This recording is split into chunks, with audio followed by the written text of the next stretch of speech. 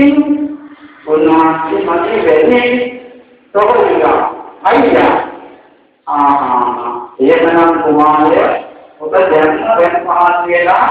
සූදානම් වෙන්නේ මාන කරන්නේ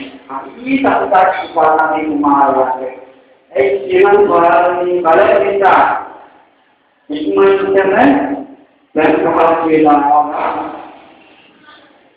ඒ මුළු වෙලා ඒක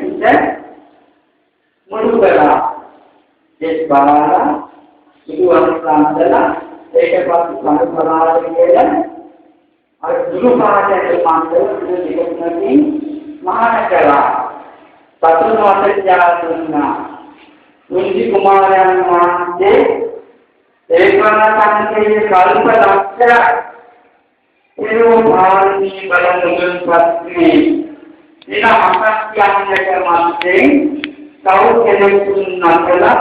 මහා රහත් ගාමීන් වහන්සේ සාක්ෂාත් කළා. පාරකාරියත් අන්න බලන්න බුද්ධ ශාසනයේ ප්‍රාතිහාර්ය ඔය සූටි ධර්ම කල්පනාවට ගන්නවා මම පුදා කරන්නේ කියලා හිතන්නම් දෙන්නේ නේද පුදා කියලා හිතන්නම් දෙන්නේ මොකද අවස්ථාව තිබුණා එයි එහෙමනම් අපි ඔය ගන්නට දෙවි එහෙමනම් දුරුදරු පරික්ෂාවට වැඩි ගන්නවා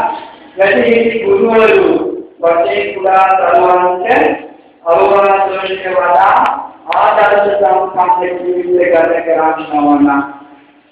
මම මේ කනට ඇහුවා අන්නේ මට කියන්න